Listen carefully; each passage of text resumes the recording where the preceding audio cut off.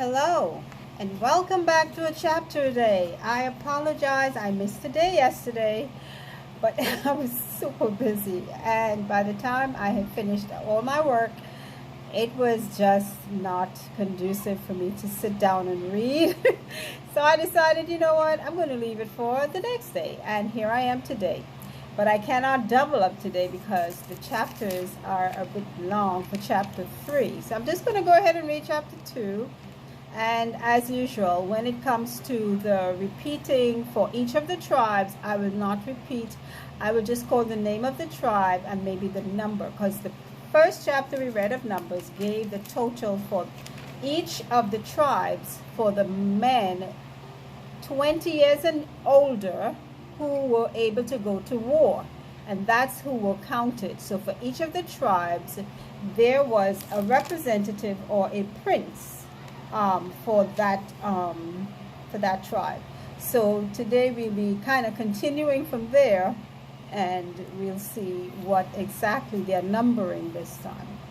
So chapter 2 of Numbers. And the Lord spake unto Moses and unto Aaron, saying, Every man of the children of Israel shall pitch by his own standard with the ensign of their father's house. Far off about the tabernacle of the congregation shall they pitch. And on the east side toward the rising of the sun shall they of the standard of the camp of Judah pitch throughout their armies. And now they're going to be naming the names of the people who will be the captains of each of those tribes.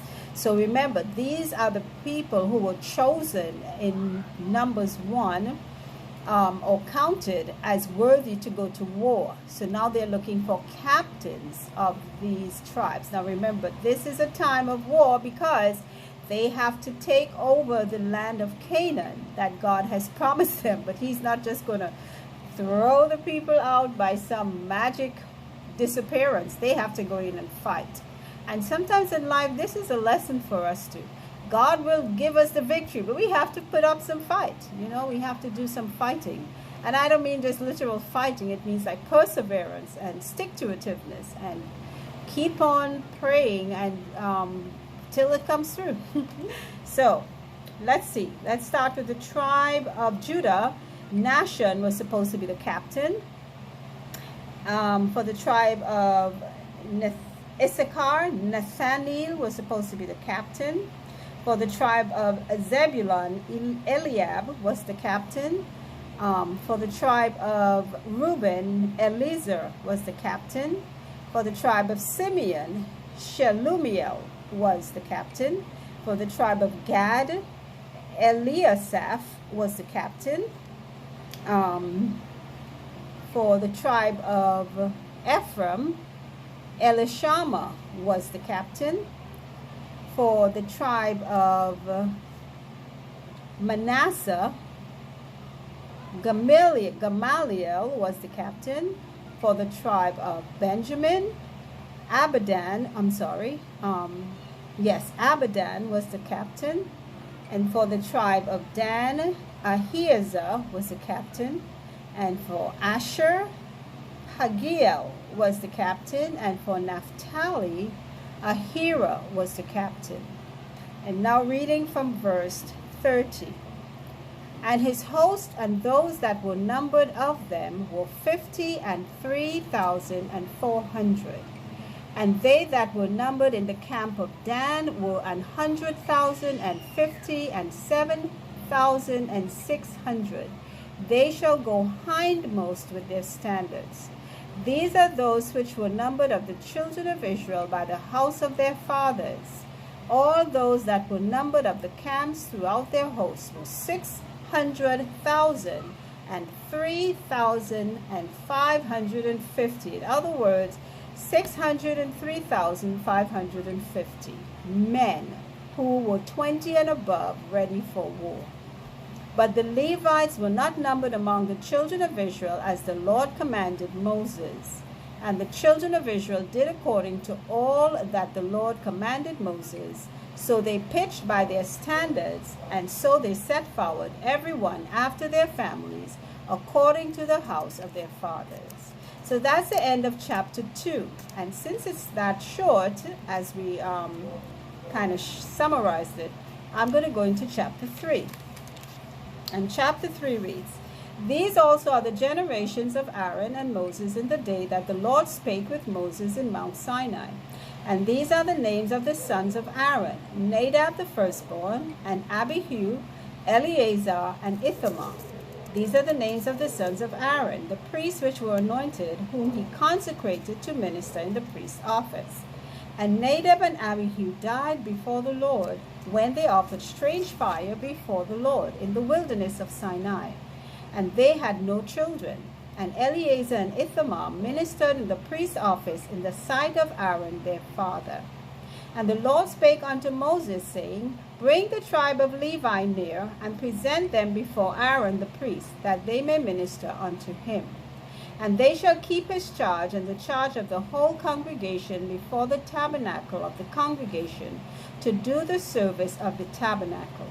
And they shall keep all the instruments of the tabernacle of the congregation, and the charge of the children of Israel, to do the service of the tabernacle.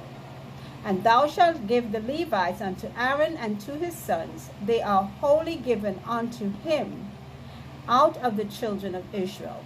And thou shalt appoint Aaron and his sons, and they shall wait on the priest's office, and the stranger that cometh nigh shall be put to death." So what's happening is, again, God is making sure that only Aaron and his sons are priests. The Levites are supposed to be taking care of the sanctuary. So they are like left in charge of helping to set up, to take down, to make sure things are clean and kept in the sanctuary. But the officiating priests for the services are Aaron and his sons. Verse 11, "And the Lord spake unto Moses, saying, And I beheld, I have taken the Levites from among the children of Israel instead of all the firstborn," because firstborn males were supposed to be the priests, but God instead chose the Levite tribe. That openeth the matrix among the children of Israel, therefore the Levites shall be mine, because all the firstborn are mine. For on the day that I smote all the firstborn in the land of Egypt, I hallowed unto me all the firstborn in Israel, both man and beast. Mine shall they be, I am the Lord.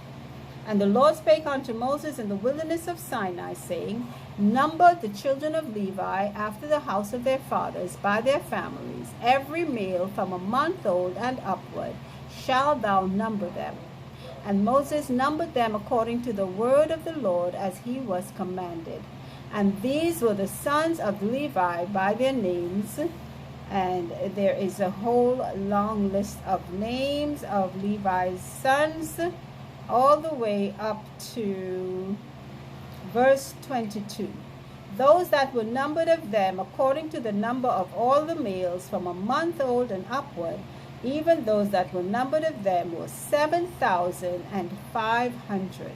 The families of the Gershonites, which was one of the Levites, shall pitch behind the tabernacle westward, and the chief of the house of the father of the Gershonites shall be Eliasaph, the son of Lael.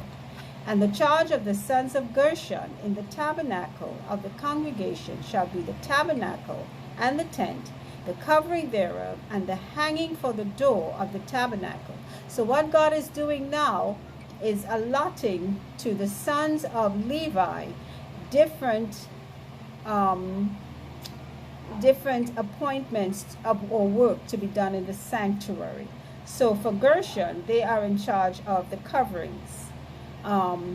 For the son of Kohath, which was another Levi, they were supposed to have, and each one was going to be pitching in a different direction of the tabernacle. Remember, only the Levites could surround the tabernacle. Everyone else was supposed to pitch away from the tabernacle. So these are the Levites who are going to be setting up close to the tabernacle, because they will be responsible for putting up and taking down the tabernacle. So we have the Gershonites in charge of the curtains, Kohathites, their charge shall be the ark, the table, the candlestick, the altars. Eleazar, the son of the priest, shall be chief over the chief of the Levites, and have oversight of them that keep the charge of the sanctuary. Then of Merari, that's another Levite. Merari, they were going to be in charge of, let's see, the boards of the tabernacle, and the bars and the pillars and the sockets and the vessels and everything that was used for serving. That was going to be their responsibility. The pillars and the sockets, the pins and the cords. Verse 38 says, "But those that encamp before the tabernacle toward the east, even before the tabernacle of the congregation eastward, shall be Moses and Aaron and his sons, keeping the charge." So God is even giving down to the area or the direction towards the tabernacle that each of these sons of Levi was supposed to be camped. Okay, so now I'm going to go to verse 39. "All that were numbered of the Levites, which Moses and Aaron numbered at the commandment of the Lord, throughout their families, all the males from a month old and upward, were 22,000. And the Lord said unto Moses, Number all the firstborn of the males of the children of Israel, from a month old and upward, and take the number of their names. And thou shalt take the Levites for me, I am the Lord, instead of all the firstborn among the children of Israel, and the cattle of the Levites instead of all the firstlings among the cattle of the children of Israel. And Moses numbered, as the Lord commanded him, all the firstborn among the children of Israel, and all the firstborn males by the number of names, from the month old and upward, of those that were numbered of them, were 22,210. And the Lord spake unto Moses, saying, Take the Levites instead of all the firstborn among the children of Israel, and the cattle of the Levites instead of all their cattle, and the Levites shall be mine, I am the Lord. And for those that are to be redeemed, of the 213 of the firstborn of the children of Israel, which are more than the Levites, thou shalt even take 5 shekels apiece by the pall. After the shekel of the sanctuary shalt thou take them. And the shekel is 20 gerahs. And thou shalt give the money, wherewith the odd number of them is to be redeemed, unto Aaron and to his sons. And Moses took the redemption money of them that were over and above them that were redeemed by the Levites. Of the firstborn of the children of Israel took he the money, 1,365 shekels, after the shekel of the sanctuary. And Moses gave the money of them that were redeemed unto Aaron and to his sons, according to the word of the Lord, as the Lord commanded Moses. So here's what's happening. Remember, the firstborn males were supposed to be automatically priests unto God. God decided, instead of taking the firstborn males to be the priests and the servicers for the tabernacle, he chose Aaron and his sons and the Levites. When Moses counted the Levites, they came up to about 22,000. Then God told him to number the firstborn males from a month and older of all the tribes of Israel. And they came up to 22,000 and something over, or over 22,000. So then what God told him to do, of the difference, the 22,000 Levites and then the 23,000 plus Israel, firstborn male Israelites, the difference, which was about 1,300 and something, and 65, almost 1,400, he was to redeem that. So instead of him using the firstborn males as usually would be the case, he chose the Levites instead. But the Levites numbered less than the children of the firstborn males of Israel. So the overage had to be redeemed, because they should have been, the firstborn males should have been the rightful priests. But because he's using the Levites instead, the difference, the number difference, which was about 1,365 when I did the math, he was to take them and redeem them for, 1,365 shekels. And I think that's what they got for each one. So Let's see, for those that are to be redeemed of the 203 score and 13, 2000 and, I'm sorry, 273, I think, was the overage. Not so much as I was saying. The money that they would have taken up was 1,365. So I was saying something wrong. The difference between the firstborn males for all of Israel and the Levites was just 273. And that's what they were redeemed, 5 shekels. So for the 5 shekels apiece, it came up to 1,365 shekels. And that money was given to the sanctuary. Wow. So, and that's it. That's the end of it. The money was the redemption money for what would have been the men, the service of the firstborn males.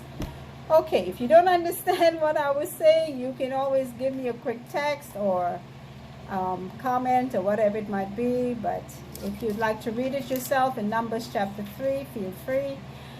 And until our next reading, I pray that you have a wonderful weekend. It's Friday. I think I forgot to say it's Friday, May 3rd. So I caught up with the 2 chapters, the one that I should have done yesterday and the one for today. So you know what? We're going to be running concurrent with the month so far with the chapters. Let's see how many chapters are in Numbers. And Numbers has, let's see. We will run out of days, but that's okay. 36 chapters, and we have 30 days of September, April, June, and 30 days in May. So that's okay. But for the next 27 days, we should be running concurrent with the days of the month.